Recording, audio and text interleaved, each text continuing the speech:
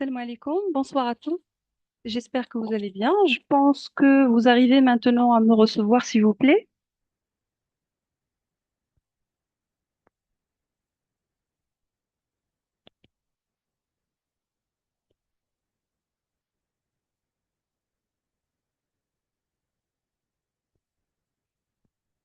D'accord, très bien. Merci pour la confirmation.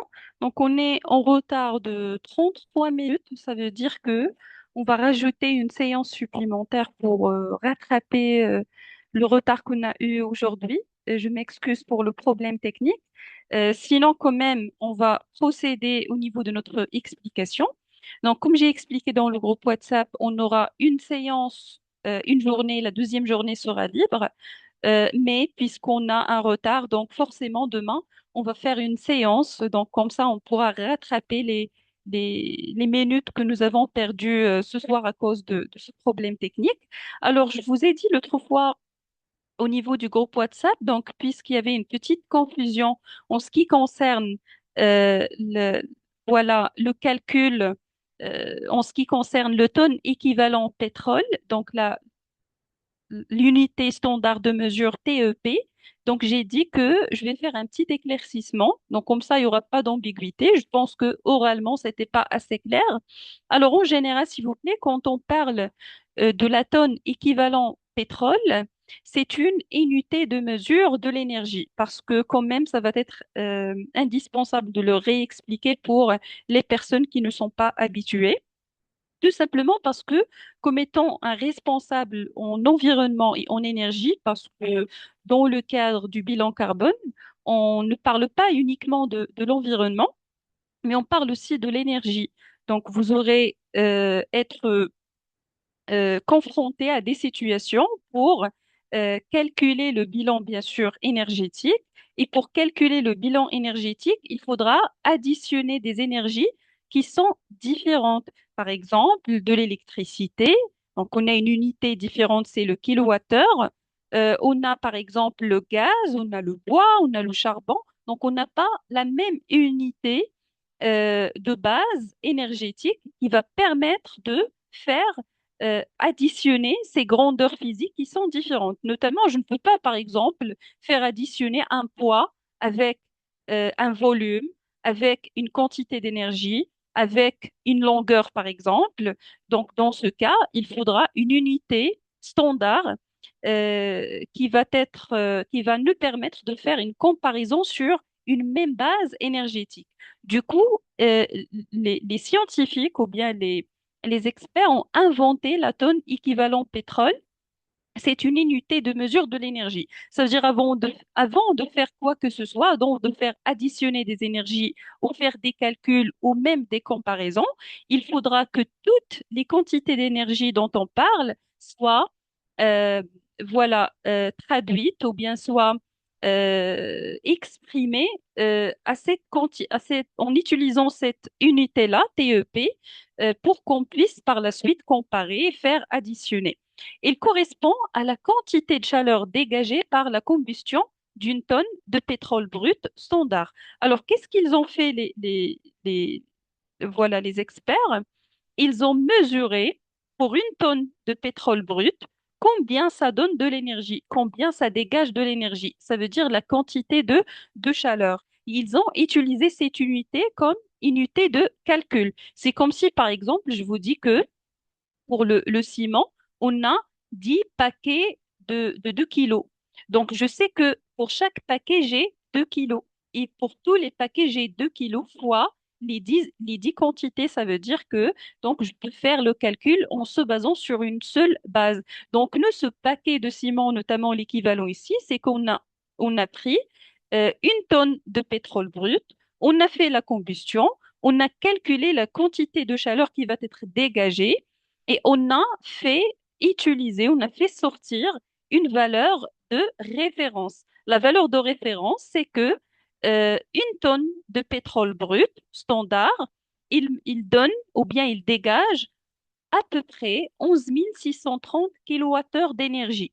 Ça veut dire quand je dis par exemple que une chaudière a besoin de 2 TEP, deux unités équivalentes pétrole, ça veut dire automatiquement je vais comprendre que cette chaudière génère ou bien dégage deux fois un seul TEP, ça veut dire deux fois 11 630. D'accord? Donc, au lieu de parler avec des unités, je vais vous donner un exemple de calcul pour mieux saisir la notion. Mais quand j'entends parler, par exemple, d'une quantité d'énergie de 4 TEP, de 5 TEP, alors automatiquement, je comprends que pour convertir en quantité d'énergie, je dois donc convertir en kilowattheure et le contraire.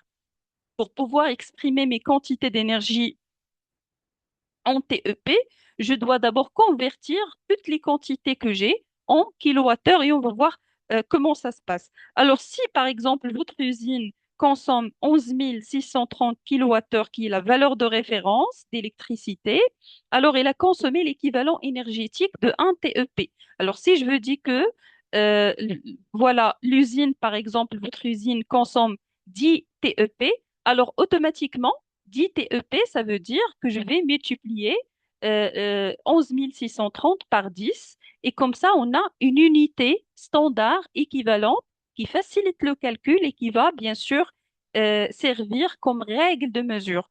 Donc, cette combustion d'une tonne de pétrole brut, on va l'utiliser comme étant un étalon. Donc, imaginez que la TEP, par exemple, c'est un seau d'énergie. Donc, c'est un petit peu ridicule comme exemple, mais juste pour simplifier un petit peu l'explication, on a un seau d'énergie, un seau qui contient de l'énergie. Alors, par convention internationale, on a décidé qu'une tonne de pétrole brut standard, il contient exactement, donc on a fait les calculs et les études, et ce seau d'énergie, qui est l'unité de base, il contient 11 630 kWh d'énergie thermique. Alors, c'est une constante. On va la considérer comme une constante. Par exemple, comme lorsqu'on dit qu'un mètre, c'est 100 centimes. Donc, quand je dis un mètre, c'est 100 centimes, ça veut dire que c'est une convention universelle, internationale, qu'on a standardisée et que partout dans le monde, un mètre, elle est égale à 100 centimes. Alors également, partout dans le monde, un TEP, une tonne équivalente de pétrole, ça signifie 11 630 kilowattheures. Donc, c'est une constante. On va l'utiliser pour diviser n'importe quelle source d'énergie afin de savoir combien, si vous voulez, de sauts il représente. D'accord? Donc, si je prends les quantités d'énergie que j'ai, j'aurai besoin de savoir combien de TEP ça représente. Alors, c'est l'énergie contenue dans environ 1000.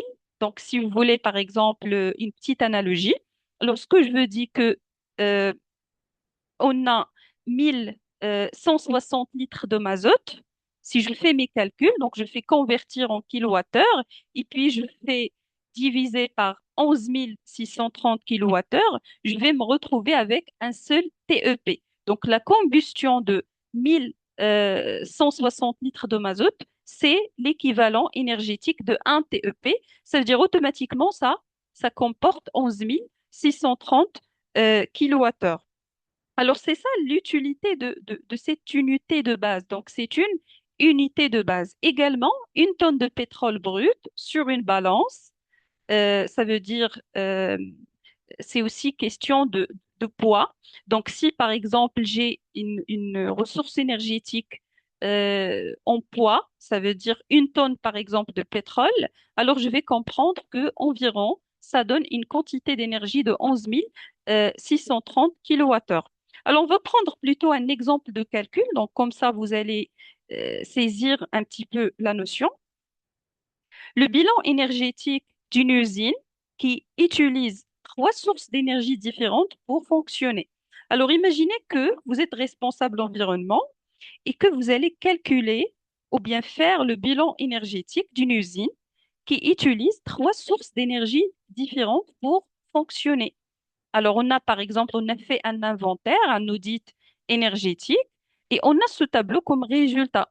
On a par exemple cette usine, il utilise pour le froid, donc tout ce qui est groupe de froid, il utilise de l'électricité, et d'après l'inventaire, on trouve 50 000 kilowattheures d'électricité. On utilise du gaz naturel pour la chaudière. Alors, le gaz naturel n'est pas calculé directement en kilowattheure. Kilowattheure, c'est la quantité d'énergie dégagée par le gaz naturel. Mais le gaz naturel, c'est un donc gaz, ça veut dire qu'il va être exprimé en volume, en unité de volume. Donc, c'est, par exemple, on consomme pour la chaudière 12 000 mètres cubes. Alors, on a aussi la troisième source d'énergie, c'est le gasoil. Donc, on a par exemple, pour faire fonctionner les chariots élévateurs, on a besoin de 500 000 litres de gasoil. Donc, là aussi, c'est un volume exprimé en litres parce que c'est un liquide. Alors là, le bilan énergétique, pour pouvoir calculer le bilan énergétique, il faut avoir une unité de base qu'on va utiliser. Donc, quelle est notre consommation d'énergie totale cette année? Par exemple, si c'est la consommation annuelle, alors je vais faire le bilan, je dois connaître quelle est notre consommation énergétique totale pendant l'année.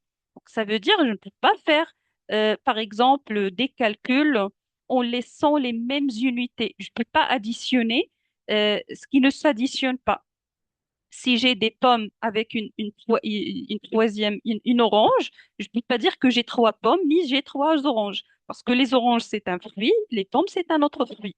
Du coup, je dois faire une conversion. Donc, le problème ici, c'est que on ne peut pas additionner des kilowattheures avec des mètres cubes, avec des litres. C'est là que la TEP, tonne équivalent pétrole, intervient comme monnaie unique ou bien comme unité qui est. Alors, j'ai par exemple ici, suite à notre bilan ou bien notre inventaire de tout à l'heure, on va faire des calculs, on va faire donc déjà des conversions. Donc, vous avez l'électricité, unité de départ, c'est le kilowattheure. Pour le gasoil, l'unité de départ, c'est les litres. Pour le gaz naturel, c'est le mètre cube. La première étape, c'est de faire tout convertir en kilowattheure. D'accord? En kilowattheure d'énergie. Alors, comment on fait pour faire la conversion?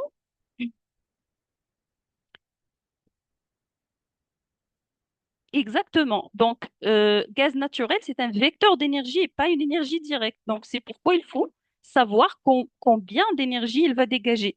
Donc, en kilowattheure. Donc, c'est toute l'utilité d'abord de faire multiplier par le pouvoir calorifique de chaque voilà, source d'énergie.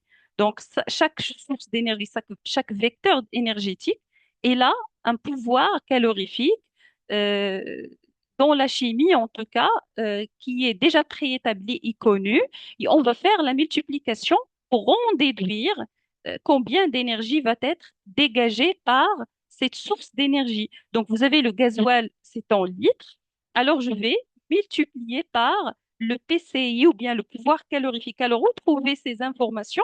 Généralement, ces informations, alors j'avance un petit peu ici, je vais les trouver dans, ce sont des informations standards. Ça veut dire qu'il y avait des études qui ont été faites. Donc, vous pouvez par exemple tout simplement, euh, si vous voulez, consulter les fiches techniques ou bien les factures associées à l'achat de chaque combustible. Donc, dans les fiches techniques, on vous donne le pouvoir calorifique qui est souvent indiqué directement soit sur la facture du fournisseur, soit sur la fiche technique, en kilowattheure par mètre cube. Ça veut dire un seul mètre cube, il génère à peu près combien d'énergie en kilowattheure. Donc, par exemple, ici pour le gaz naturel, un seul mètre cube, il va générer environ 11,2 kilowattheures. Donc, pour avoir le résultat final, donc je vais multiplier 500 000, ou bien plutôt pour le gaz naturel, 12 000 mètres cubes par 11,2, et ça va me donner les 134 400 kilowattheures. Vous voyez? Donc, j'ai la quantité d'énergie totale qui est qui va être généré par cette quantité de gaz naturel ou bien ce volume de gaz naturel en se basant sur son pouvoir calorifique, comme j'ai dit, qu'on peut trouver sur les fiches techniques, sur les factures parfois, sur les sources réglementaires. Par exemple, la base carbone de l'ADEME sur leur site web. Donc, on peut les trouver, par exemple, dans les guides techniques internationaux. Par exemple, les données de l'Agence internationale de l'énergie, Lamé au Maroc. Donc, vous pouvez trouver ces informations, ils sont standards et faire tout simplement la conversion. Alors, on fait la même chose pour le reste. Donc, pour le gasoil, pour l'électricité, c'est déjà en kilowattheure. Donc, ici, on vous donne le pouvoir calorifique selon l'unité. Et il faut faire attention si c'est donc en mètres cubes, si c'est en litres. Donc, il faut faire attention aux unités, faire les conversions nécessaires. Et c'est là où intervient le TEP. Alors, le TEP, c'est tout simplement une expression qui va simplifier la lecture aussi des données. Donc, vous avez ici le résultat, par exemple, c'est 5 millions kilowattheures. Alors, je vais exprimer ça en TEP en faisant diviser les 5 millions par l'unité de base, 11 630. Donc, c'est l'équivalent de 430 TEP. Vous comprenez? Donc, si je vous dis, par exemple, euh, 11,56 TEP, alors automatiquement, vous pouvez en déduire en kilowattheure la quantité d'énergie, comme vous pouvez redescendre en arrière et connaître la quantité du combustible utilisé. Vous voyez maintenant l'utilité de cette unité et il exprime quoi cette unité-là? Il simplifie la lecture, il permet aussi de faire une comparaison sur, si vous voulez, la même unité de base. Et c'est quelque chose qui se répète, en tout cas, dans plusieurs sciences, pardon, dans plusieurs disciplines. Parfois, on utilise des unités équivalentes qui permettront de mieux cerner et de mieux comprendre, voilà, euh, ou bien de faciliter la lecture des données et aussi de faciliter la conversion à chaque fois. Alors, dorénavant, quand vous entendez le TEP, ça veut dire que vous pouvez passer du TEP vers la quantité d'énergie en kilowattheure et vous pouvez passer aussi de la quantité ou bien voilà la quantité, le volume, le poids du combustible utilisé vers le TEP et vers la quantité d'énergie consommée en passant toujours par la conversion en utilisant le pouvoir calorifique de chaque voilà combustible chimique. Donc sinon, s'il vous plaît, l'autre fois, on s'est arrêté au niveau avant de passer à la partie suivante. Donc on s'est arrêté au niveau du cadre réglementaire. Rapidement, donc et brièvement, je vais parler de ça. Donc je vais parler du cadre réglementaire marocain, puisqu'on l'a déjà abordé à la partie des enjeux. Donc en tout cas, l'enjeu économique, c'est que 60% les exportations marocaines vont vers l'Union européenne. Donc, comme on a dit l'autre fois, il y a la taxe aux frontières, il y a beaucoup de plus en plus d'exigences pour les exportateurs. Donc, on a 60% des exportations, ils vont vers l'Union européenne, d'où la nécessité de décarboner pour maintenir le marché. Donc, c'est l'enjeu économique. Alors, tout l'arsenal juridique marocain, il décline de l'accord de Paris qu'on a expliqué l'autre fois, donc la COP 21, durant laquelle le Maroc a soumis la contribution déterminée au niveau national, qui est la troisième. Donc, quand on parle de CDN 3.0, ça veut dire que c'est la troisième génération de la contribution déterminée au niveau national. Partout dans le monde, donc quand dans votre pays, vous lisez qu'il y a CDN 3.0, 2.0, 1.0, ça veut dire que ça, c'est la troisième, tout simplement, contribution déterminée. Donc, le Maroc a émis la troisième voilà, contribution déterminée, la troisième génération, dans laquelle il a fixé comme objectif de faire minimiser ses émissions d'ici 2035 de 53%. Et on a aussi la sortie progressive du charbon pour faire sortir le charbon complètement vers 2040. Et ça, c'est aussi un objectif que je peux dire qui est commun entre plusieurs pays. C'est le fait de faire sortir le charbon et verdir le mix euh, énergétique du pays en se débarrassant des énergies fossiles, des énergies qui sont voilà, polluantes pour l'environnement. Alors, la trajectoire marocaine vers le dépassement de cet enjeu économique pour le maintien de nos marchés, ça passe par la loi 1309 en 2010 sur les énergies renouvelables. Donc, c'est pourquoi aujourd'hui, donc, on voit par exemple l'unité, euh, voilà, tout ce qui est énergie solaire, tout ce qui est énergie éolienne. Donc, c'est dans cet objectif, c'est pour atteindre l'objectif de 53% d'émissions en moins et pour faire sortir le charbon progressivement. Et bien sûr, pour maintenir, c'est le triple enjeu toujours, pour maintenir les marchés, pardon, euh, à l'international. Et on a également, voilà, une liberté de production en ce qui concerne, voilà, l'hydrogène vert. Donc, le Maroc, grâce à la loi 1309 en 2010, il a libéré le marché en ce qui concerne la production et l'export de l'hydrogène vert. Et puis, il y a la loi dont on a parlé l'autre fois, 4709 sur l'efficacité énergétique. Alors, c'est là où on a parlé de l'unité équivalent de la tonne de pétrole. C'est question de bilan énergétique, de calcul de la consommation annuelle énergétique. Alors, ça rend l'audit obligatoire pour certaines entreprises et pour aussi certaines entités dans le secteur tertiaire, comme on a vu l'autre fois, selon des conditions qui se basent sur la quantité TEP de l'énergie consommée par ces unités industrielles. Il y a aussi dernièrement donc le label Bas Carbone Maroc. Alors le label Bas Carbone Maroc, c'est un label marocain spécifique pour le Maroc que les entreprises et que aussi les autres secteurs d'activité peuvent. C'est pas vraiment une certification, mais c'est un label qui prouve qu'une entreprise ou bien un organisme, c'est volontaire déjà, donc c'est pas obligatoire, qui prouve que vous êtes sur, si vous voulez, des bonnes pratiques en ce qui concerne les émissions de carbone, en ce qui concerne la préservation de l'environnement. Donc, on a aussi un encouragement, si vous voulez, des organismes qui peuvent s'inscrire dans des démarches vertes volontairement et avoir un label bas carbone. Ça veut dire que vos émissions et votre empreinte carbone, elle est maîtrisée et vous arrivez à faire des économies. Donc, comme ça, vous avez un label qui peut aussi prouver cette progression devant vos partenaires, devant vos fournisseurs, devant vos clients et devant vos parties intéressées en général.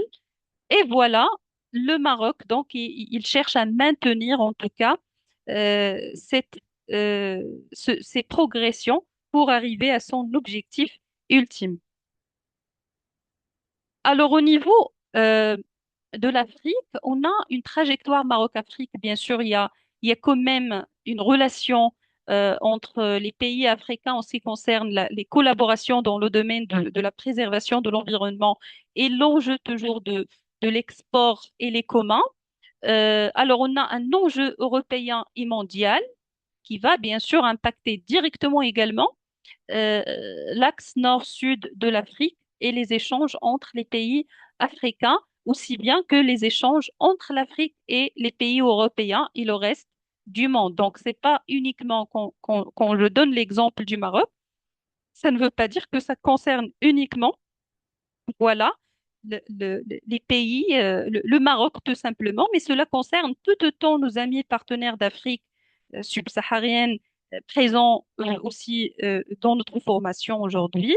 Donc, vous avez la même problématique depuis surtout depuis le 1er janvier 2026, où l'Europe a activé sa taxe carbone aux frontières, donc le CBAM. Donc, si le Maroc a soumis ses ambitions en utilisant voilà, le CDN génération 3, on a par exemple aussi le Sénégal qui a fait la même chose, donc qui a soumis une contribution déterminée génération 3, euh, dans laquelle donc il a exprimé ses ambitions en ce qui concerne la souveraineté énergétique et l'utilisation d'une agriculture résiliente. On a aussi pour le Côte d'Ivoire la même chose. L'objectif, c'est moins 33% d'émissions d'ici 2035, en investissant, par exemple, dans les puits énergétiques naturels, les forêts, en faisant la séquestration du carbone. Donc,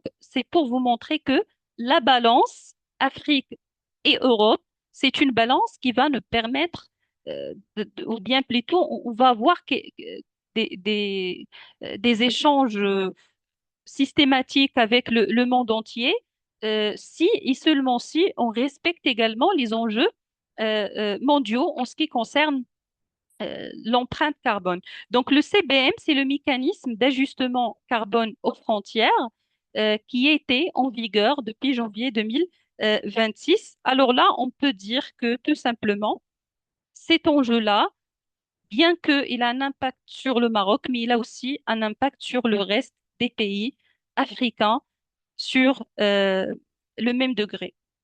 Donc, sinon, au niveau opérationnel, nous, comme étant des responsables, par exemple QHSE, des ingénieurs en environnement, euh, suite à ces engagements internationaux et les engagements nationaux également, c'est là où on va apprendre à faire le calcul du bilan carbone qui va servir comme passeport de l'export.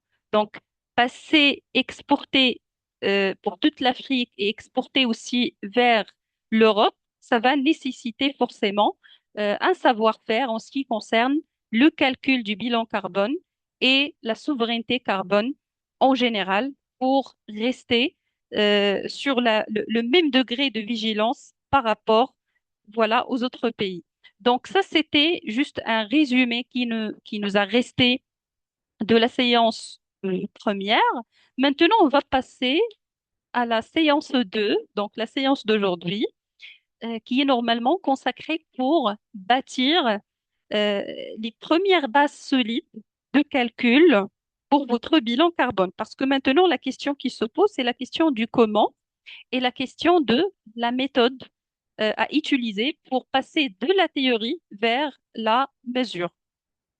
Alors, on va faire d'abord une définition du bilan carbone. Et on va voir les piliers de base de la méthode. Les piliers, c'est très important parce que c'est le fondement de la méthode. Donc, on va voir quelques calculs, quelques euh, théorèmes de base avant de passer à la séance numéro 3, pendant laquelle on va voir le résultat, les tableurs, les documents Excel de calcul. Mais avant, il faut connaître d'où viennent ces calculs et comment est-ce que cette méthode a été développée, sur quelle base scientifique et sur quel calcul. On va voir aussi les périmètres, les scopes 1, 2, 3 et les catégories d'émissions. Et ça, c'est très important, c'est primordial parce que le bilan carbone, il doit être, ou bien les calculs de votre bilan, ils doivent couvrir, comme on a dit l'autre fois, euh, le, le- les différentes étapes du cycle de vie de votre produit ou bien de votre service, même si ils sortent de votre domaine de maîtrise. Donc, les activités qui sont normalement faites et exercées par vos fournisseurs ou bien par vos clients durant l'utilisation. C'est des activités qui sortent de votre domaine de maîtrise, mais qui entrent dans votre domaine d'influence et que vous devez intégrer dans voilà, votre bilan carbone. C'est pourquoi le scope 3 qui concerne les tiers, les les parties prenantes, en amont et en aval de votre activité, c'est un scoop qui est très important parce que c'est là où réside toute la difficulté de calcul. Ce que nous ne pouvons pas maîtriser directement, parfois c'est difficile à calculer et à prendre en compte, mais on va voir comment faire ça petit à petit. Et finalement, une petite partie sur la différence entre le bilan des gaz à effet de serre réglementaire et le bilan carbone volontaire. Alors, je commence par la définition du bilan carbone. Alors déjà, quand on parle du bilan carbone, la première chose qu'on va remarquer, c'est le petit R, le petit R. Donc, parfois, vous allez trouver bilan carbone sans le petit R, parfois avec le petit R. Alors, le petit R, ça dit tout simplement que, ou bien plutôt, il marque la différence entre une méthode disposée ou bien déposée, pardon, et un terme générique. Donc, vous avez le bilan carbone ici, lorsqu'il porte le R, ça veut dire que c'est une marque déposée. Ça veut dire que c'est le bilan carbone d'un organisme, registered mark. Donc, le bilan carbone de l'ADME. Par exemple, l'ADME, donc c'est elle qui a inventé la méthode de calcul bilan carbone et ça, c'est une marque déposée pour l'ADME. On n'a pas le droit, par exemple, de prendre cette méthode et de dire que c'est ma propre méthode que j'ai développée. Donc, parce qu'il y a quand même ce qu'on appelle aussi la propriété intellectuelle. Donc, la marque, il appartient initialement à l'ADME, l'Agence de la transition écologique en France, depuis 2011. Et il a été développé par l'association Bilan Carbone. C'est pourquoi parfois vous allez trouver le bilan carbone ADME, parfois, parfois le bilan carbone ADC. C'est la même chose. Ça veut dire que c'est le résultat ou bien le fruit d'un travail qui a été mené par l'association Bilan Carbone, qui gère la marque et qui assure la mise à jour de la méthodologie. Donc, on n'a pas le droit de modifier ou bien de voilà, transgresser cette propriété intellectuelle. Donc, ça garantit tout simplement la qualité du label. Par exemple, si je suis par exemple un consultant et je fais le calcul du bilan carbone. Quand j'utilise la méthode de l'ADME, alors automatiquement, ça donne un petit peu de crédibilité, de qualité, ça garantit la qualité et c'est un label pour dire que ça implique que l'on respecte une méthodologie précise et rigoureuse et que nous ne faisons pas juste les choses aléatoirement. Donc ça, c'est de un en ce qui concerne le petit r, juste entre parenthèses pour comprendre d'où vient ce petit r. Alors le bilan carbone, c'est une méthode de comptabilisation des émissions de gaz à effet de serre.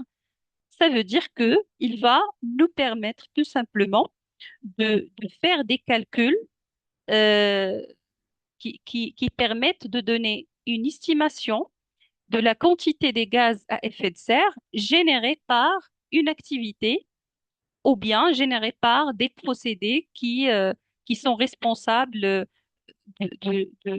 voilà, de la production d'un certain produit. Donc, que ce soit le domaine production industrielle, le domaine des services, ça va rester la même chose. C'est une méthode développée par l'ADEME, comme j'ai dit, Agence de la transition énergétique en France, dans le début des années 2000. Donc, on a commencé dans les années 2000, en 2011. Donc, c'était la méthode de voilà, finalement développé. Et puis, c'est un outil de management qui permet d'évaluer la vulnérabilité d'une activité économique. Et quand je dis la vulnérabilité d'une activité économique, c'est par rapport à sa dépendance aux énergies fossiles. Ça veut dire que lorsque je fais comptabiliser les émissions de gaz à effet de serre, automatiquement, je comprends le degré de dépendance aux énergies fossiles. Si je fais par exemple le bilan carbone d'une entreprise qui utilise uniquement du charbon, du fioul, du gaz naturel, son empreinte carbone elle va être plus importante que pour une entreprise qui utilise notamment l'énergie solaire ou bien qui utilise de l'énergie biomasse, des éoliennes, alors automatiquement, je vais comprendre parce que ce sont les sources d'énergie fossile qui génèrent le plus donc je dirais, d'émissions de gaz à effet de serre, surtout le CO2. Alors là, vous allez me dire, puisque c'est des calculs qui vont être faits, ou alors, c'est le bilan carbone français, la méthode française qui est généralement, ou bien qui s'exporte si bien dans les pays d'Afrique et dans le Maroc précisément. Tout simplement, d'abord, c'est une question de langue parce que même s'il est développé en France, donc il est conçu pour qu'il soit universel, entre parenthèses, bien sûr, il y a des adaptations à faire selon le pays, on va voir comment par la suite, mais en général, c'est question d'une méthode universelle et aussi la langue qui permet aux pays francophones d'utiliser donc ce guide, de pouvoir comprendre les guides, les tableurs en français. Mais il y a aussi la question d'exhaustivité qui est un pilier de la méthode. Quand je dis l'exhaustivité, pardon, Ça veut dire que on prend en compte les trois scopes de l'activité, les trois périmètres, si vous voulez, des émissions. Donc, il est exhaustif parce qu'il intègre également les émissions qui vont être émises par les autres activités en amont et en aval. Et en tout cas, ces questions de compatibilité, également, j'aimerais vous dire que euh, la méthode, en tout cas bilan carbone, euh, il est beaucoup plus utilisé parce que tout simplement, il est compatible avec la norme internationale, l'ISO 14064. Donc, l'ISO 14064, c'est une certification internationale et lorsqu'une entreprise applique déjà un bilan carbone de l'ADME ou bien bilan carbone avec le petit r, ça veut dire qu'il est souvent euh, mieux compatible avec la certification ISO 14064 sur le bilan carbone. C'est facile de passer par la suite vers la certification ISO 14064. Donc, c'est voilà la meilleure méthode technique de calcul qui s'adapte avec la certification ISO. Mais bien sûr, il faut faire une adaptation au contexte marocain, si on est au Maroc, au contexte africain en général, parce que même si il reste la même, on doit changer les facteurs d'émission qu'on va voir par la suite. Donc, et c'est les facteurs d'émission qui vont être changés pour réadapter la méthode à la réalité du pays où on est. Donc, vous entendez par exemple parler du mix énergétique d'un pays et du mix électrique d'un pays. Donc, le mix énergétique, c'est le pourcentage d'utilisation des différentes sources d'énergie dans un pays. Par exemple, le pourcentage en électricité, pourcentage en énergie fossile et ainsi de suite, pourcentage en énergie verte. Et le mix électrique, c'est les sources d'énergie utilisée pour générer l'électricité dans un pays. Alors, c'est pas la même chose. Les facteurs d'émission n'ont pas la même significativité au Maroc qu'en France, que dans une autre ville, ou dans un autre pays, pardon, africain.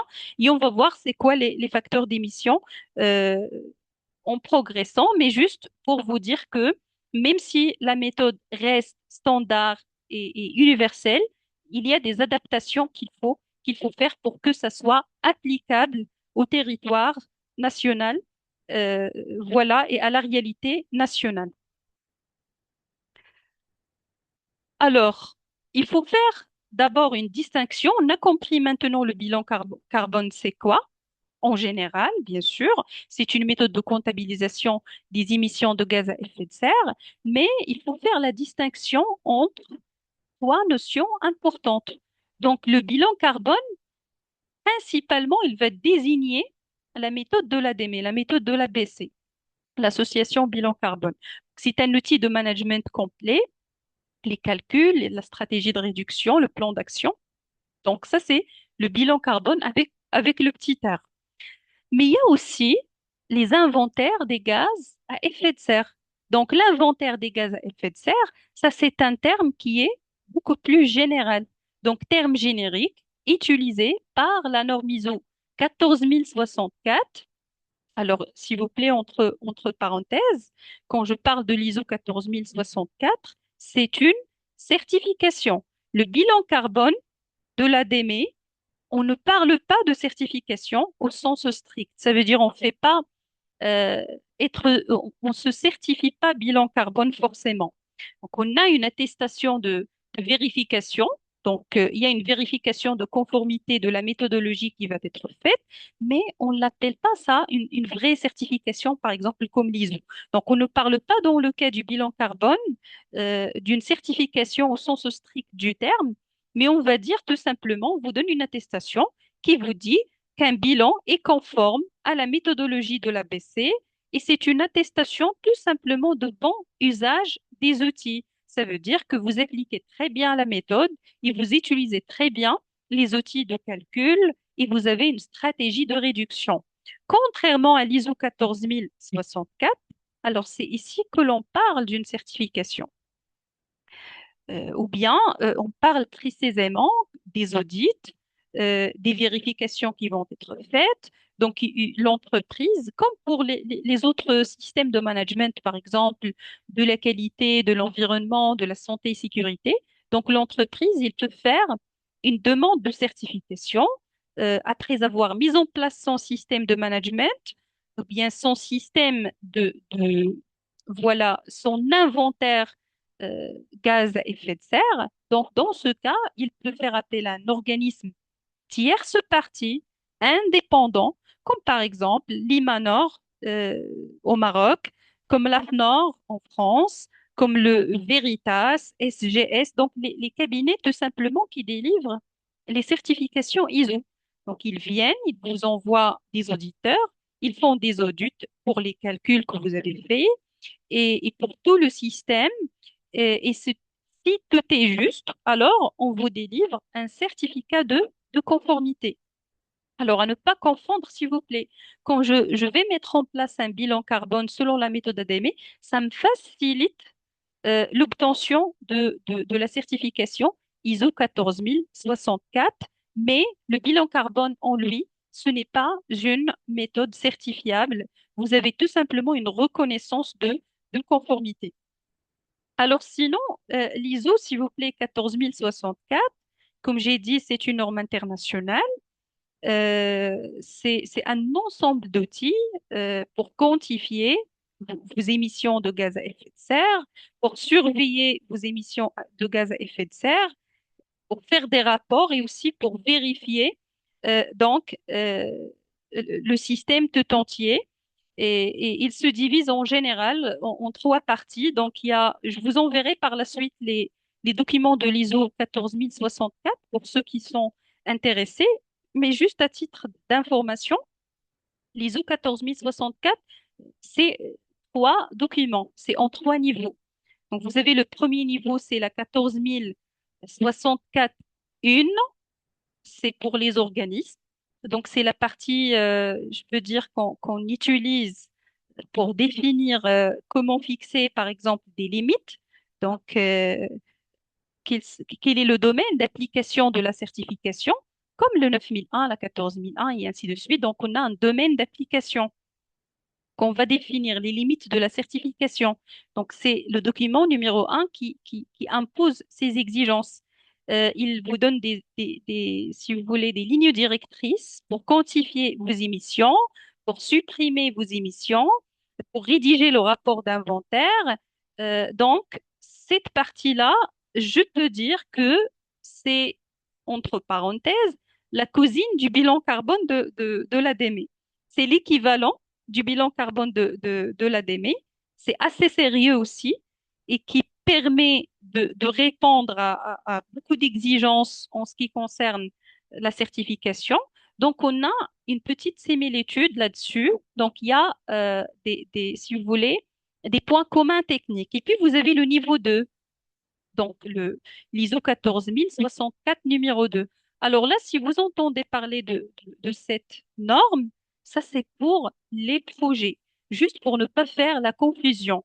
Donc, si vous avez un organisme que vous souhaitiez certifier, vous utilisez la 14064 numéro 1. Numéro 2, c'est pour les projets. Il certifie les projets, notamment les projets spécifiques qui visent la réduction des émissions, notamment une installation de parcs des éoliennes, un projet, par exemple, de reforestation. Alors, en général, c'est destiné à certifier plutôt les projets et non pas les organismes pour voilà, calculer combien de tonnes de CO2 le projet va nous permettre d'éviter. Ces questions aussi si vous voulez, d'efficacité de ce projet et de raison d'être de ce projet et de son acceptabilité environnementale de ce projet en question. Et finalement, il y a la 14064, numéro 3. Ça ne nous concerne pas, ça concerne les organismes qui font les audits. C'est les auditeurs, notamment l'Imanor, l'SGS, le Veritas.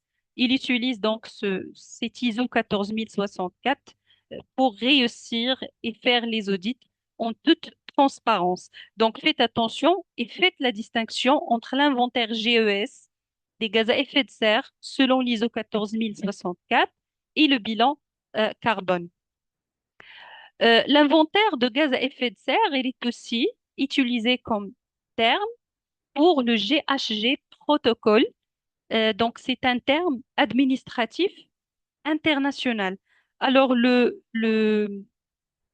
voilà, je dirais que le GHG protocole, pour ceux qui ne le connaissent pas, c'est un standard international le plus utilisé dans le monde pour la comptabilisation et la gestion des gaz à effet de serre.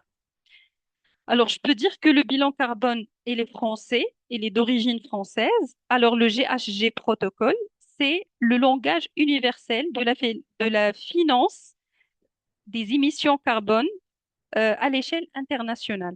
Donc, c'est une méthode internationale, tout simplement. Mais le plus utilisé, surtout au Maroc, c'est le bilan carbone de l'ADME, ABC, et l'inventaire GES de l'ISO 14064. Et finalement, l'empreinte carbone, le terme empreinte carbone qu'on emploie aussi généralement au niveau quand on parle de la comptabilisation des émissions et des gaz à effet de serre, terme grand public, donc c'est le terme générique, souvent utilisé pour un produit. Donc je peux dire par exemple, c'est l'empreinte carbone d'un PC portable. Donc combien de carbone il laisse derrière. C'est pourquoi c'est de l'empreinte. On parle par exemple d'une empreinte digitale d'une personne, ça veut dire que c'est les signaux digitaux qu'il va laisser derrière qui permettent de tracer son chemin parcouru utilisation, par exemple, d'un cell phone qui va borner à une zone et ainsi de suite. Alors, on a aussi une empreinte carbone d'une personne, d'un individu. Ça veut dire sa consommation, il laisse combien de gaz à effet de serre et pareil pour les produits. Donc, c'est un terme générique, c'est un terme de grand public, malgré qu'on l'utilise fréquemment quand on parle même professionnellement et scientifiquement.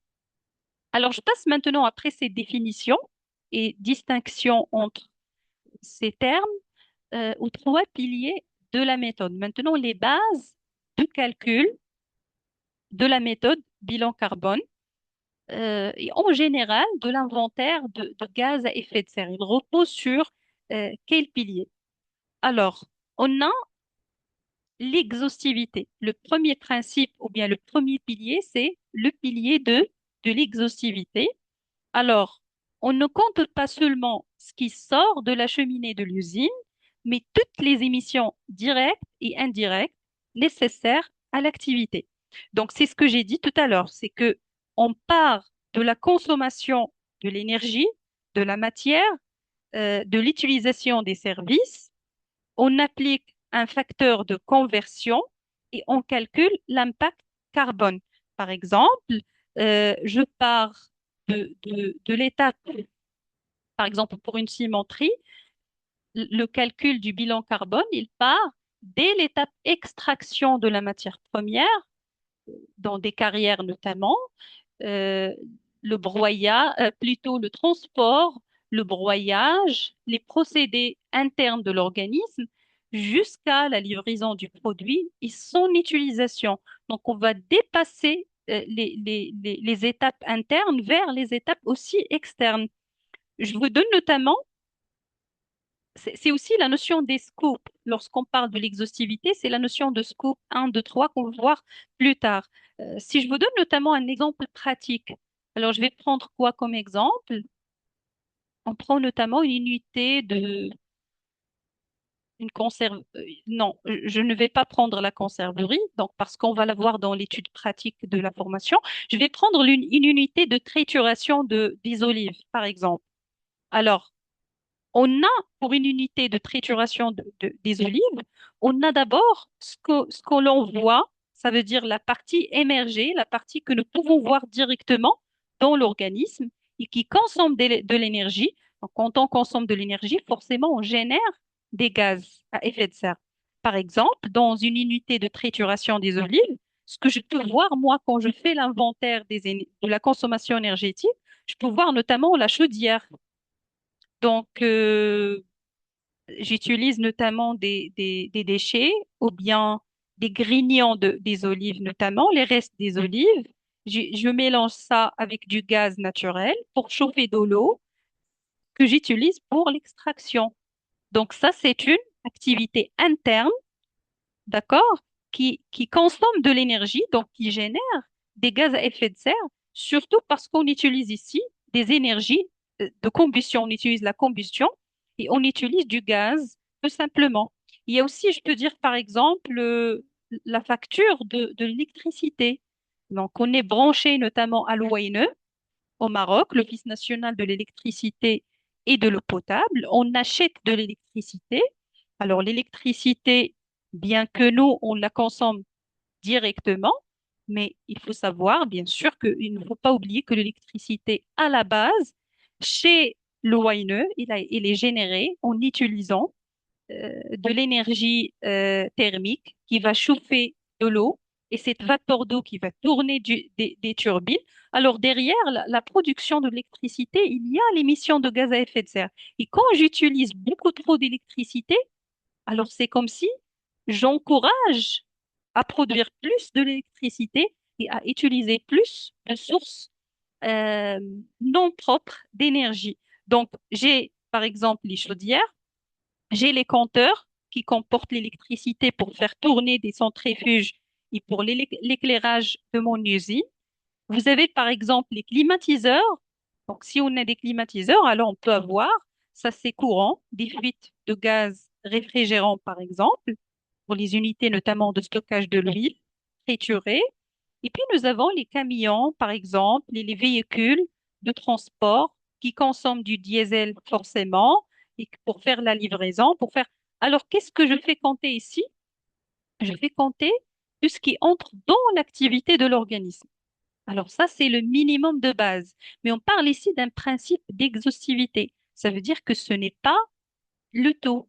Il faut inclure ce qu'on ne voit pas. Il est nécessaire pour l'activité, mais on ne le voit pas. Il est à l'extérieur. Donc c'est ici, si vous voulez, que l'exhaustivité prend tout son sens. On parle par exemple des engrais et de l'eau. Alors, pour avoir des olives, j'utilise, c'est des arbres, c'est des plantes, c'est de l'agriculture. Donc, je vais utiliser des engrais et je vais consommer de l'eau. Alors, on a aussi une partie d'émissions liées, par exemple, à la fabrication des engrais utilisés par les agriculteurs partenaires, les fournisseurs. Alors, sans olive, on n'aura pas de produit qui est l'huile d'olive. Vous comprenez? Donc, même les engrais consommés par le fournisseur, je comptabilise ça dans mon bilan carbone. Et on va voir comment ça se passe par la suite. Mais l'essentiel pour le moment, c'est de garder en tête que le principe d'exhaustivité il est important. Il y a aussi notamment le packaging. Donc, on fabrique par exemple des bouteilles en verre. Notre fournisseur, il fabrique des bouteilles en plastique, des bouteilles en verre, des bidons en métal, je sais pas, et on les achète pour servir comme packaging et comme voilà récipient de notre produit. Alors, le verre, le plastique, ça demande quand même énormément d'énergie fossile pour que ça soit, et selon bien sûr la quantité utilisée des olives, je peux connaître la quantité d'engrais utilisée pour produire cette quantité d'olives. Je peux aussi connaître combien d'énergie nécessaire pour cette quantité d'engrais. Donc, je remonte en arrière dans les calculs et on va voir dans la partie pratique. Et je rajoute aussi tout ce qui est déplacement, tout ce qui est fin de vie, par exemple, l'énergie nécessaire pour recycler ou bien pour traiter les bouteilles vides une fois que le produit soit consommé et ainsi de suite.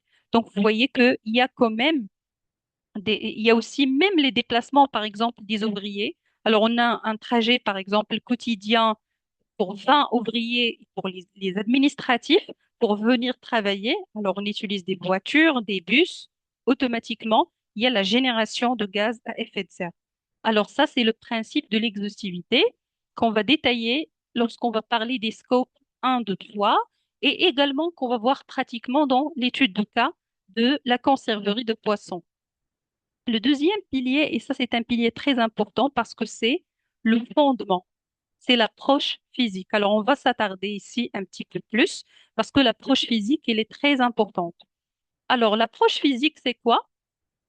Physique, ça veut dire la science physique, tout simplement, et chimique.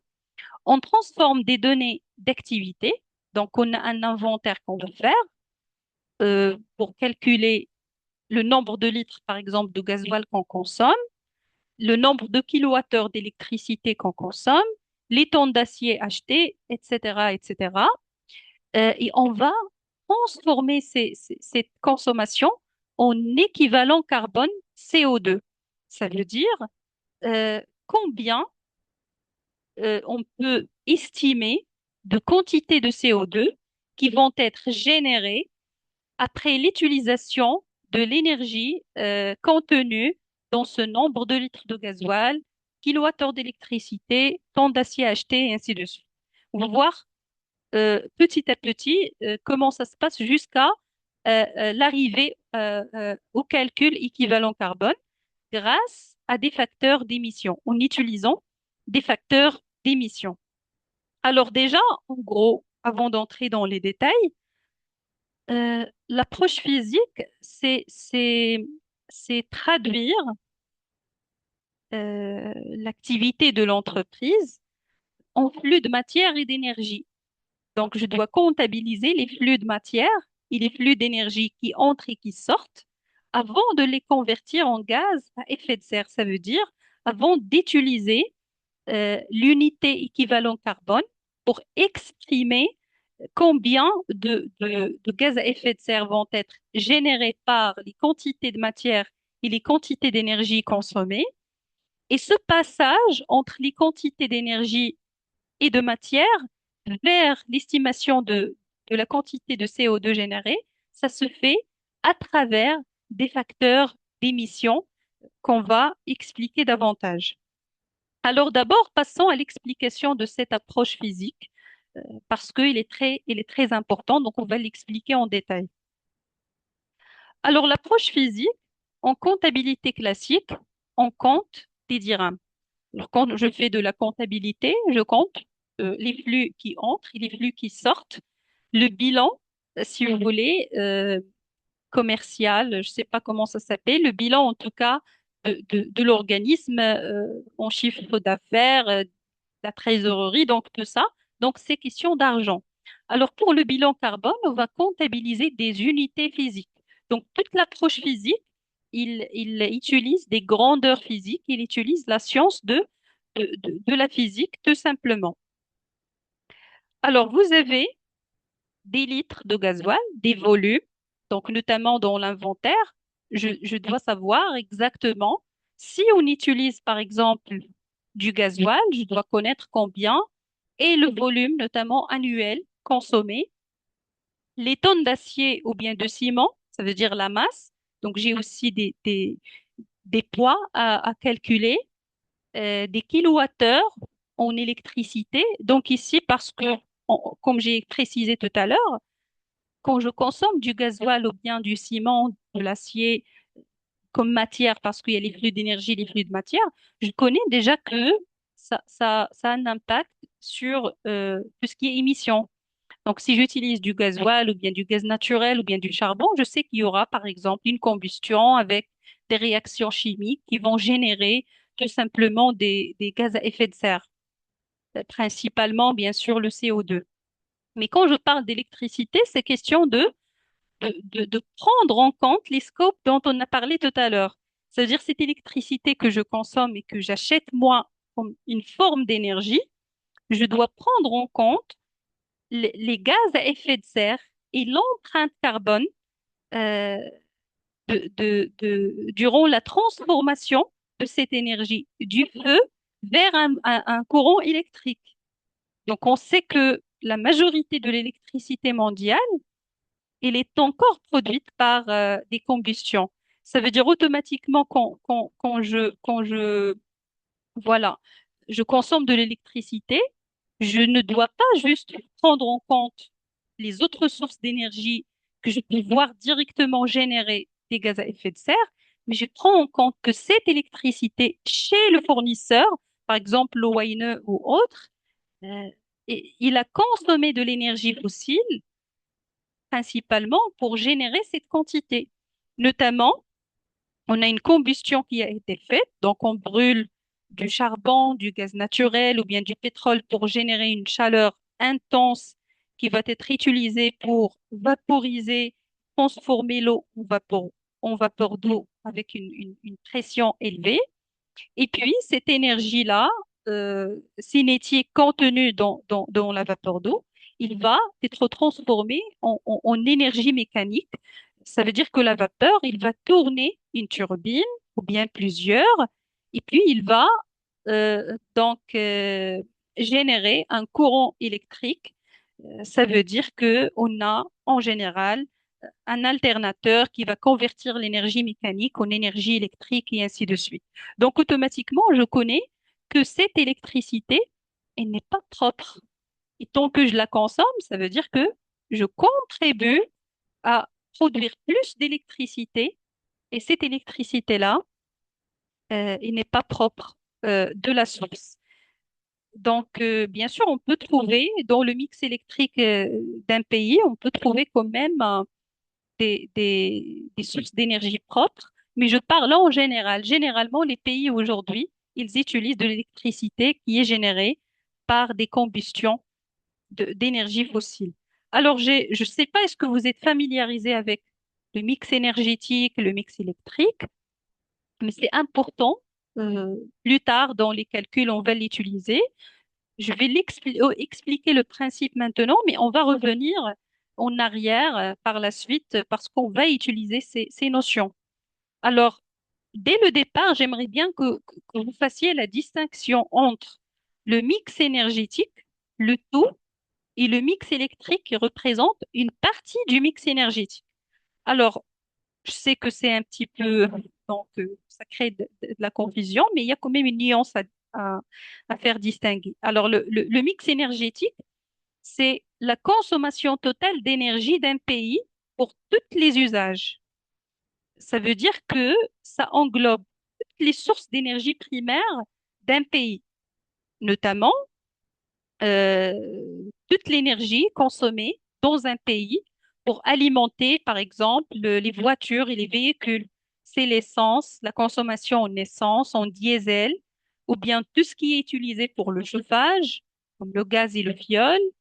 Les usines, par exemple, de production de l'électricité également, ils consomment aussi des sources d'énergie fossiles. Et puis, ça peut être, par exemple, de l'énergie pétrole, nucléaire, énergie renouvelable, et ainsi de suite. Donc ça, c'est le mix énergétique total d'un pays. Mais ce qui nous intéresse, nous, c'est le mix électrique. Ça veut dire une partie du mix énergétique.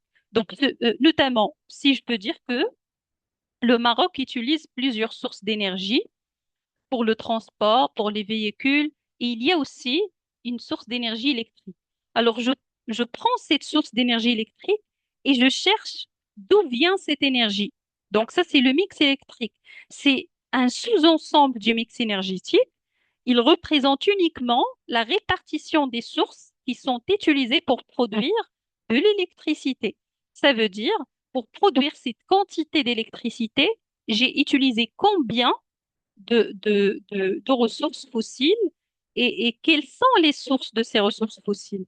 Notamment, une partie d'électricité du pays vient euh, du parc d'éolien. Une partie d'électricité vient des énergies fossiles. Une autre partie vient euh, de tout ce qui est photovoltaïque et énergie solaire. Vous voyez? Donc, il faut à ne pas confondre, s'il vous plaît. Le mix énergétique, c'est toute l'énergie consommée et le mix électrique, c'est d'où vient l'électricité du pays et c'est surtout le deuxième qui va nous intéresser par la suite. Alors sinon, il y a aussi, donc voilà, c'est quoi un kilowattheure? Donc ça, c'est juste un petit rappel. Je sais pas, est-ce que les personnes sont déjà familiarisées ou pas? Un kilowattheure, c'est combien de watts qui a été consommé watts d'énergie qui a été consommé par heure, et bien sur kilo, ça veut dire 10 à la puissance 3, tout simplement, et des kilomètres parcourus. Alors là, par exemple, le cas du transport, on a aussi une partie des émissions de gaz à effet de serre qui est générée par les véhicules de transport de la marchandise et des personnes et des matières premières. Donc, on a aussi les kilomètres parcourus, les parcourus, pardon, les distances parcourues, on doit les prendre en compte pour calculer tout simplement les émissions de gaz à effet de serre en équivalent carbone. Alors, il y a ici, s'il vous plaît, quand on a parlé d'électricité, juste il y a un paradoxe aujourd'hui. Donc, si vous entendez parler du paradoxe de la voiture électrique, parce que en parlant d'électricité, donc une voiture électrique généralement, elle est considérée propre à l'usage. Donc, on dit que quand même on contribue, euh, voilà, à la protection de l'environnement en utilisant des voitures, et en encourageant les voitures électriques ou bien hybrides. Par contre, la voiture électrique elle-même, elle consomme d'électricité. Et si le mix, par exemple, du pays, ça veut dire ses sources de l'électricité, ils ne sont pas propres, alors là, je consomme encore plus d'électricité et cette électricité, elle est à la base générée en utilisant des énergies fossiles. Donc, bien que je fais quand même minimiser une petite quantité des gaz à effet de serre, mais le bilan carbone de cette voiture, il reste quand même lourd parce que c'est le mix électrique du pays qui n'est pas très propre et qui n'utilise pas assez d'énergie propre. Donc ça, c'est juste entre parenthèses parce que c'est un débat un petit peu voilà, actuel entre les personnes spécialistes. Alors, l'approche physique, maintenant, il repose sur quoi concrètement? Alors, l'approche physique, il repose sur les lois de la thermodynamique et de la chimie. Alors, moi, je précise que on ne va pas faire des cours de thermodynamique ni de la chimie, mais je vais juste expliquer le minimum de base nécessaire pour comprendre par la suite d'où viennent les facteurs d'émission, et quelle est la logique derrière donc les tableurs Excel de calcul qu'on utilise aujourd'hui.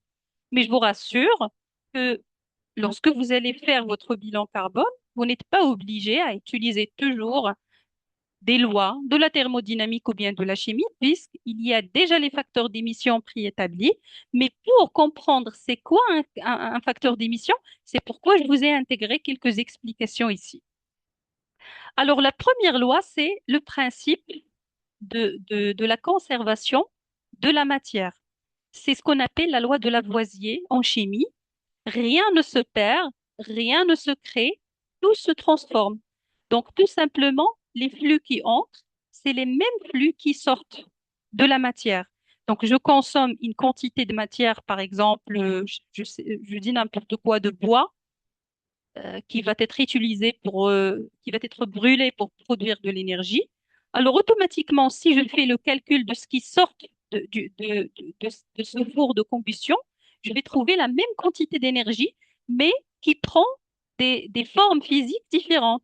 Donc une quantité va plutôt se transformer, pardon, en gaz. Une quantité va rester sous forme solide comme des brûlés, une quantité. Donc, quand je fais la somme, je vais trouver exactement la même quantité de la matière qui entre. Donc, la loi de Lavoisier en chimie, c'est la conservation de la matière. Rien ne se perd, rien ne se crée. On ne crée pas de la matière qui sort de nulle part. Et puis, tout se transforme. Il s'agit tout simplement d'une transformation. Ça veut dire que euh, c'est juste la matière qui va changer d'état physique. Il va se transformer en liquide, en gaz, en solide, tout simplement, mais c'est la même quantité de matière initialement introduite. Donc, c'est le principe de la conservation de la matière ou bien de la conservation de la masse. Alors, si vous brûlez, par exemple, 1 litre de diesel, la science physique ne dit pas exactement combien de molécules de carbone vont se lier à l'oxygène pour devenir du CO2. Donc, par exemple, si je fais une combustion, 1 kilogramme de carbone pur en brûlant ne s'évapore pas dans le néant. Il produit environ 3,67 kg de CO2. Ça veut dire tout simplement que cette relation de conservation de la matière et de conservation de la masse qui va nous permettre de, normalement, de connaître et d'anticiper la quantité de CO2 qui va être générée. D'accord? Donc, 1 kilogramme de carbone pur en brûlant, il ne s'évapore pas dans le néant, ça veut dire il ne va pas devenir ou bien plutôt disparaître complètement, mais même si on ne le voit pas, mais on voit une quantité de CO2 qui va être générée. Alors, comment ça s'applique au bilan carbone?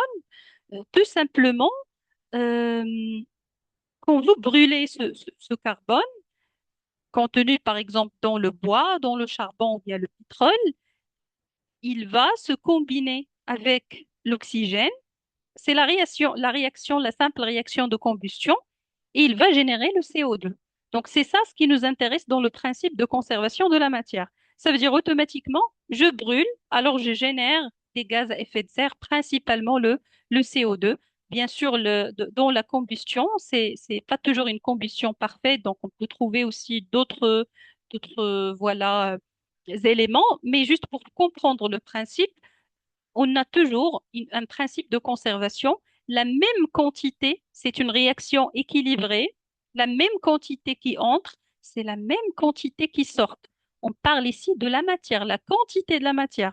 Parce que vous allez me dire, ah bon, si rien ne se crée, mais pourquoi ici on a un poids différent? Donc on a 1 kilogramme de carbone qui va donner, ou bien générer 3,67 kg de CO2. Alors dans ce cas, vous allez me dire que le poids a augmenté. Mais c'est pas question de poids, c'est question de quantité de la matière. C'est la même quantité de la matière, même si on a bien sûr la même quantité de la matière, plus d'autres choses, plus voilà les imbrûlés, plus les autres gaz, et ainsi de suite. Mais le tout, ça va rester la même quantité de la matière, pas forcément le même poids, le même volume, mais la même quantité de la matière. Ça veut dire le nombre de moles de la matière, il reste le même.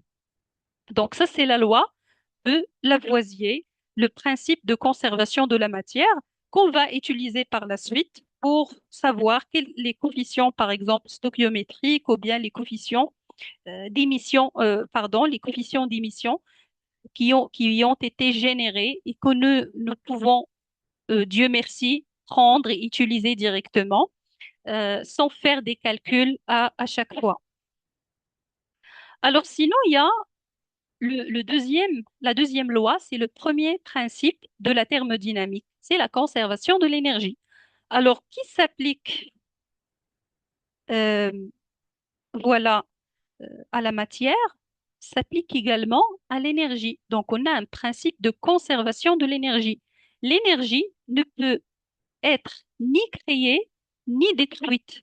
Il change seulement de forme. Alors, je ne peux pas créer une énergie de nulle part. Ce que je fais, par exemple, je sais pas, brûler quelque chose, il me semble que j'ai créé de l'énergie, mais je n'ai pas créé de l'énergie. C'est une énergie déjà contenue dans des molécules que j'ai libérée parce que j'ai utilisé, par exemple, une source de flamme supplémentaire et j'ai créé une combustion. J'ai déclenché une combustion.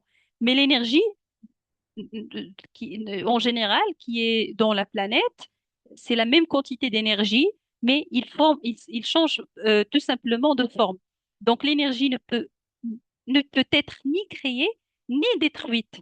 Donc quand j'ai par exemple du feu, je fais extincter le feu. Alors je n'ai pas tué l'énergie ou bien détruit l'énergie. Tout simplement, j'ai changé la forme de cette énergie. Alors, comment ça s'applique au bilan carbone? Tout simplement, pour faire par exemple avancer un camion ou bien pour faire chauffer une cuve dans une usine, on transforme de l'énergie chimique qui est contenue normalement dans le combustible, par exemple dans le gasoil pour avancer le camion, ou bien dans le gaz pour chauffer la cuve. Alors je transforme cette énergie chimique en énergie thermique, en chaleur, pour le cas de la cuve, ou bien en énergie mécanique de mouvement en cas de la voiture. Alors ça, c'est un principe qui nous permet de comprendre que ces transformations d'énergie, euh, ils s'accompagnent toujours avec un rejet de gaz à effet de serre si la source, bien sûr, elle est fossile. Donc, quand je transforme une énergie, automatiquement, j'aurai euh, presque toujours un rejet de gaz à effet de serre. Donc, c'est le lien avec également le bilan carbone. Donc, pour la matière, quand je fais transformer la matière euh, d'un état physique à un autre, on génère des gaz à effet de serre. Et quand je fais aussi changer la forme d'énergie, je dégage aussi des gaz à effet de serre.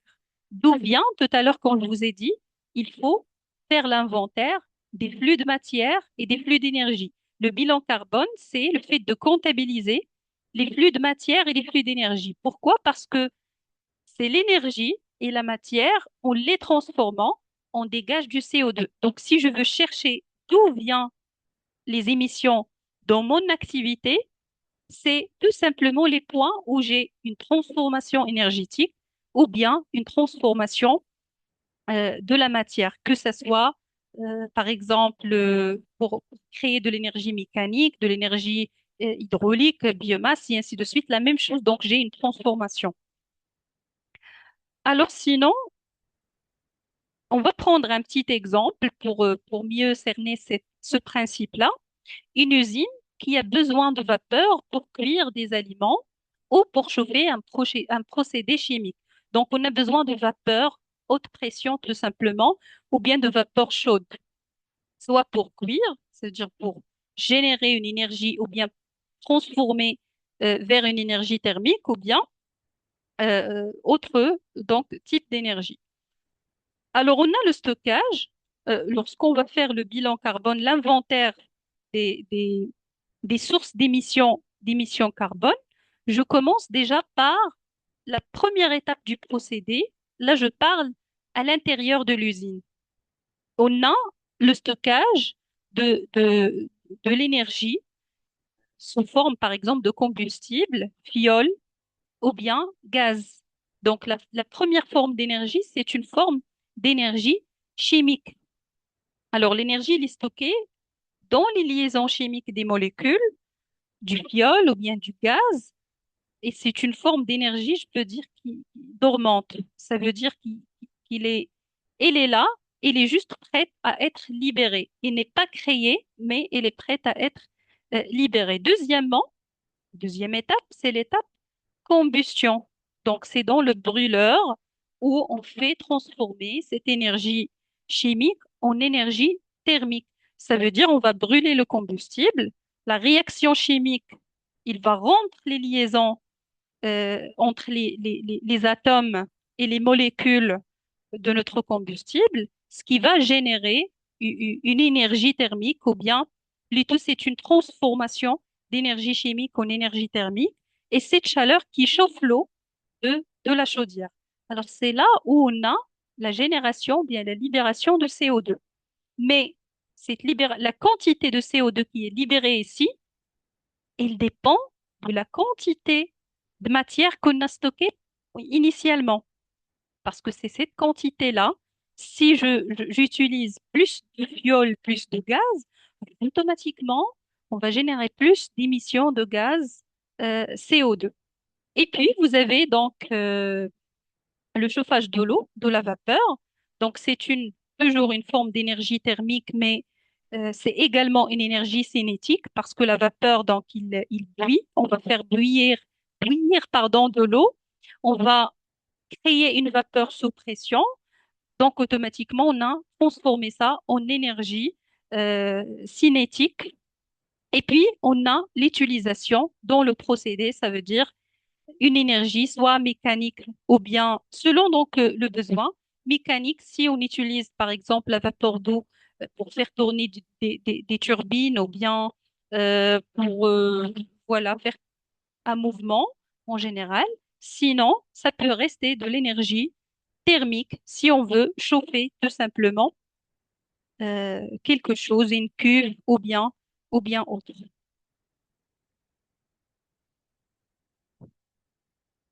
Alors ça, c'est en relation avec le premier principe de la thermodynamique, juste pour comprendre, voilà, de quoi je parle quand je vous dis, voilà, que l'énergie se transforme tout simplement comme la matière, mais il ne se crée pas, il ne se détruit pas. Alors, un petit cas pratique, la combustion, par exemple, d'1 kilogramme de méthane. Alors, reprenons l'exemple de la chaudière industrielle. Donc, on a une usine, on a une chaudière. Cette chaudière fonctionne en utilisant du gaz naturel, le méthane, qui est le CH4.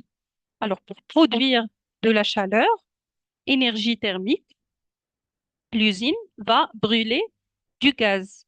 Donc, on a d'abord la réaction chimique de notre transformation ou bien de notre réaction en général. C'est tout simplement le fait de brûler du CH4. Ça veut dire on a euh, de l'oxygène, on a du CO2, on a de la vapeur d'eau, plus de l'énergie. Donc, on va créer plutôt, on va utiliser du CH4 qui va être brûlé, ça veut dire en utilisant l'oxygène, et puis ça va générer le CO2, euh, un peu de vapeur d'eau et de l'énergie, ça veut dire de la chaleur. Alors ça, c'est la réaction chimique de base, la transformation de la matière. Sinon, l'étape suivante, c'est le calcul des masses. Alors, c'est là où on applique l'approche physique. Donc, petit à petit, pour arriver euh, aux coefficients dont je vous ai parlé, ou bien les facteurs d'émission dont je vous ai parlé. Donc, on a ici le calcul de la masse, l'approche physique. On utilise la masse atomique. Entre parenthèses, petit rappel, la masse atomique, c'est la masse d'un atome particulier. Donc, on sait que les atomes, ils sont infiniment petits. Alors, on ne peut pas les peser, bien sûr, en grammes ou bien autres, mais on peut les peser en utilisant l'unité de masse atomique. Par exemple, ici, vous avez le carbone. Sa masse atomique, c'est 12 grammes par mol, par quantité de matière. L'hydrogène, c'est 1 gramme par mol. Et l'oxygène, c'est 16 grammes par mol. Alors, ce qu'on va faire, c'est que on va calculer la masse du méthane, donc le CH4. Ça veut dire 12 pour le carbone et 4 pour l'hydrogène. 4 fois 1 pour l'hydrogène. Donc la masse du méthane, c'est 16 grammes par mol. Alors là, on va utiliser tout simplement la réaction parce que l'objectif ici, c'est d'en faire déduire par la suite le facteur des émissions. Mais on va utiliser la réaction d'une seule molécule de CH4. On va voir parce que par la suite, on va voir que la quantité ou bien les coefficients stoichiométriques de la réaction, ils peuvent être tout simplement enlevés. Donc, que ce soit, je fais le calcul pour un seul atome ou bien pour des tonnes de la matière, le coefficient, il va rester le même. D'accord? Donc, on va utiliser juste la combustion, la réaction chimique de combustion d'un seul atome, mais on va en déduire par la suite le coefficient qu'on peut utiliser dans n'importe quelle autre quantité de matière consommée ou bien de combustible consommé. Donc, on calcule ici pour le CH4, c'est 12 plus 4. Pour la masse du CO2, donc on a 12 pour un seul atome de carbone. Et puis, on a deux atomes d'oxygène, donc 2 fois 16. Et on fait la somme, ça va donner 44, pardon, grammes par mol. Alors, troisièmement, on va en déduire en se basant sur ça, le ratio de conversion, le rapport entre ce qui est sorti de CO2 et ce qui est entré de CH4. Parce que c'est ça toute la question. Nous, qu'est-ce qu'on va faire? On va comptabiliser la quantité de CO2 générée par la combustion d'un kilogramme de CH4 dans notre chaudière. Vous me suivez? Donc, pour savoir la quantité de CO2, on va faire Dieu merci, dans la chimie, le facteur de conversion, il reste le même. D'accord? Il ne change pas. Je vais donner un exemple banal. Par exemple, c'est un petit peu marrant, mais bon, c'est juste pour illustrer les choses. C'est comme une recette de cuisine. Alors, si je veux dire, par exemple, utiliser deux, deux bols de, je sais pas, du lait avec une seule pour de l'eau et faites mélanger. Si par exemple vous avez uniquement un seul bol de, de lait, alors vous allez utiliser uniquement la moitié du bol de l'eau. Vous comprenez? Donc les coefficients, on peut jouer avec les coefficients. Du coup, ça n'a aucune importance. Si je sais le coefficient d'échange ou bien le coefficient de conversion pour un seul atome, alors je peux l'utiliser pour n'importe quelle autre quantité. Ça va s'éclaircir petit à petit. Donc l'objectif, c'est de faire sortir le coefficient euh, par lequel on va faire de la multiplication d'une quantité de CH4 ou bien de combustible et qui va nous générer la quantité ou bien nous donner, nous convertir en quantité de CO2. C'est pourquoi on a calculé la masse atomique pour le CH4, c'est l'entrée, la principale entrée, et la masse atomique de CO2, qui est la sortie dont on cherche la quantité. Alors, le ratio de conversion, le rapport entre ce qui est sorti et ce qui est entré. Toujours quand je dis ratio, par exemple, si je veux calculer un rendement d'une machine ou bien de n'importe quel procédé, je prends ce qui sort, d'accord, et je fais le rapport avec ce qui entre. Ça veut dire, je vais en déduire un coefficient de conversion. Alors, par exemple, si un procédé chimique consomme 4 kg de matière, il fait sortir, par exemple, euh, je dis n'importe quoi, 10 produits. Alors, en calculant le coefficient, je peux savoir si je n'utilise pas 4 kg et j'utilise cette fois-ci 16 kg, alors je vais multiplier avec le coefficient et ça va me donner une anticipation, une estimation de combien de produits je vais produire. Vous comprenez? Donc, c'est la même chose ici. On va faire pour savoir combien de CO2 est libéré par kilogramme de gaz brûlé. Alors, je vais calculer le ratio. C'est 44, la masse, donc, du CO2 sur 16, qui est donc la masse, ou bien plutôt 44, c'était le résultat, la masse du CO2, sur 16, c'est la masse des entrées, ça veut dire du méthane.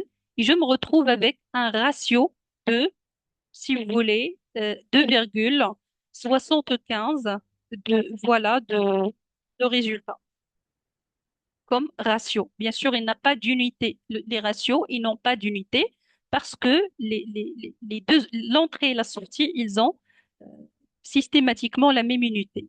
Donc, sinon, le résultat concret, c'est quoi? C'est pour chaque un seul kilogramme de gaz naturel brûlé dans la chaudière, l'usine libère physiquement 2,75 kg de CO2 dans l'atmosphère. Pourquoi? Donc, on a calculé, ou bien nous avons fait le calcul pour une seule euh, molécule pour uniquement trouver le facteur de conversion qui est 2,75. Mais puisqu'on a 1 kg, normalement, on doit multiplier avec le ratio. 1 fois 2,75, ça donne 2,75. Si j'utilise 2 kg, alors je multiplie par 2, 3 kg. Donc, vous voyez, donc là, selon la quantité du CH4 que je vais consommer, je peux en déduire la quantité du CO2 que je vais générer ou bien que je génère effectivement. Alors, si je fais l'inventaire de toutes les sources d'énergie de mon organisme, pour chaque type de combustible ou bien d'entrée, j'ai un coefficient stoichiométrique, pas stoichiométrique, mais plutôt un ratio de conversion que je peux utiliser et qui est déjà précalculé, préétabli grâce aux études scientifiques et que je peux juste prendre et utiliser. Donc, le kilo de gaz, bien sûr, ici, le kilo de gaz ne gonfle pas par magie. Parce que ici, quand je fais rentrer 1 kilogramme de gaz, c'est H4, et je me retrouve avec 2,75 kilogrammes, c'est parce que tout simplement, comme j'ai dit tout à l'heure, la quantité de matière, il reste fixe, mais le poids, il peut changer et le volume, il peut changer. Et sans oublier qu'il y a aussi euh, l'oxygène, parce que c'est une réaction. Ici, c'est 1 kilogramme d'oxygène, mais pour faire 1 kilogramme de CH4, mais pour faire la réaction, il y a aussi l'oxygène qui existe dans l'atmosphère. Donc, automatiquement, on aura une masse qui est beaucoup plus lourde. Alors, si vous brûlez, le résumé, c'est que si vous brûlez 1 kilogramme de méthane, vous rejetez à peu près 2,75 kg de CO2. Je peux dire également, j'ai oublié, donc je voulais expliquer quelque chose d'autre.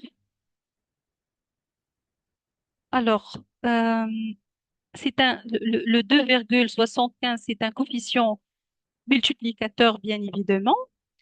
Ce que je voulais dire, voilà, c'est que nous, ce coefficient, on l'a calculé dans les, les, les mesures parfaites des choses, en supposant que tout est parfait. Et bien sûr, le coefficient, il y a un petit peu de changement. Les scientifiques nous ont élaboré des coefficients pour chaque type de combustible que nous pouvons prendre directement. Ça, c'est le facteur d'émission qu'on peut prendre directement et utiliser parce que pour eux, ils prennent en compte que la combustion n'est pas parfaite, qu'il y a d'autres conditions.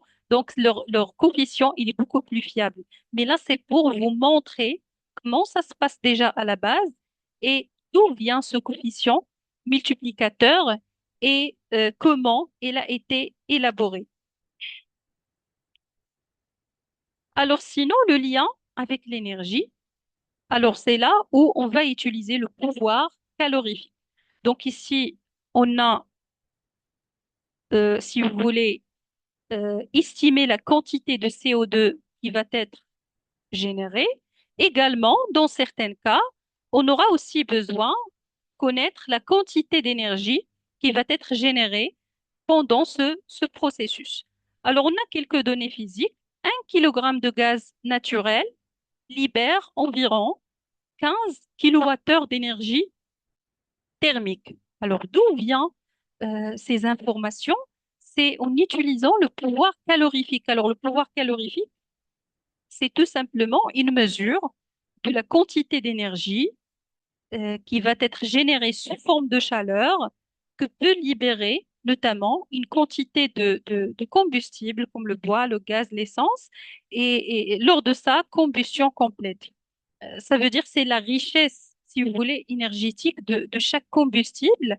Et bien sûr, il y a beaucoup de sources. C'est des informations standards aussi.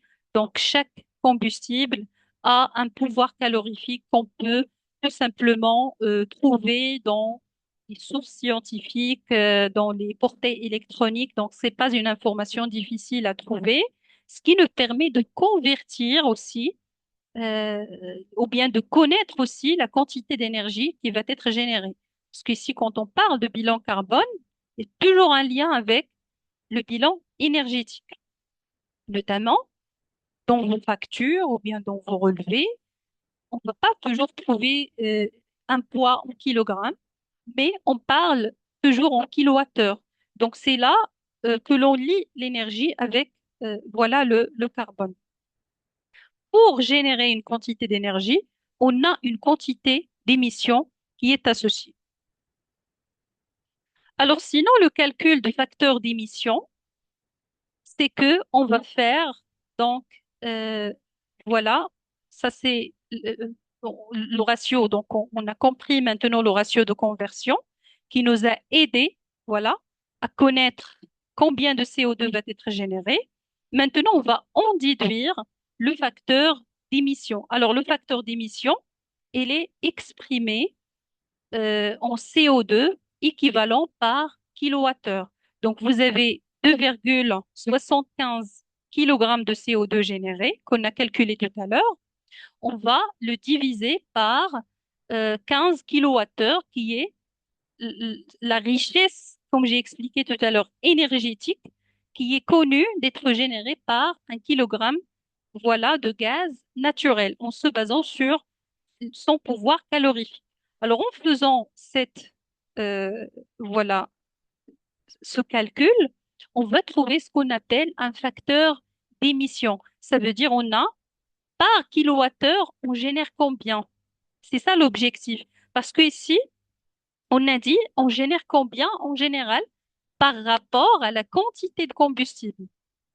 Donc, si je connais la quantité de combustible en volume ou bien en poids, en utilisant le ratio de conversion, je trouve la quantité en poids de CO2 qu'on va générer.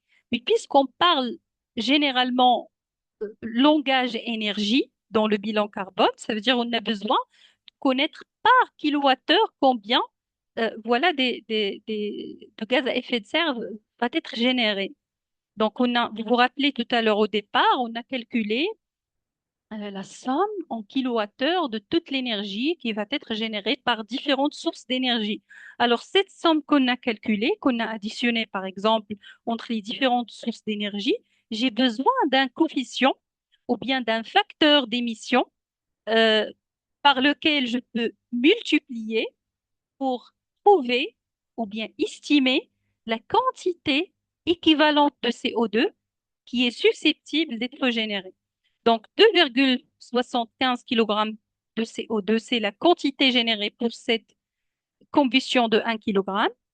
Je divise par le pouvoir calorifique ou bien plutôt par la quantité d'énergie dégagée par 1 kg de CH4 et c'est là le coefficient 0,183 kg de CO2 par kilowattheure. Ça veut dire pour un seul kilowattheure d'énergie générée, je génère également cette quantité de CO2 ou bien de gaz ou bien plutôt de dioxyde de carbone. Alors sinon, comme j'ai dit, les facteurs d'émission, ils sont déjà préétablis. Euh, donc, on vient de calculer donc un facteur d'émission, par exemple, pour le CH4. Donc là, c'est toujours, je rappelle que c'est le résultat mathématique d'une combustion qu'on va supposer parfaite. Ou bien on va supposer que le méthane utilisé ici, il est pur. Alors que dans la réalité, le méthane, il n'est pas pur. Les conditions ne sont pas parfaites. Donc, il y a une différence entre la théorie et la réalité. Alors, ça, c'est notre base scientifique pour comprendre les choses. Mais de la même façon, il existe des facteurs d'émission préétablis pour chacune des sources d'énergie, notamment pour le gasoil, il y a un facteur d'émission, pour l'électricité, pour le charbon, pour le propane, qui ont été calculés par des organismes officiels en utilisant la même méthode, mais intégrant en plus de la chimie de combustion qu'on vient de voir, mais ils ont aussi intégré, par exemple, euh, les facteurs associés à l'existence des impuretés réelles dans le combustible, qui n'est pas pur à 100%, la possibilité d'avoir des fuites de gaz lors du transport notamment, ce qui va changer la quantité, donc ce qui nous permet d'utiliser tout simplement ces facteurs d'émission. Je vous montrerai par la suite où trouver ces facteurs d'émission et ce qui nous permet de convertir n'importe quelle facture énergétique après un bilan énergétique en une seule unité universelle qui est le CO2 équivalent, euh, qu'on va voir aussi petit à petit en avançant. Alors sinon,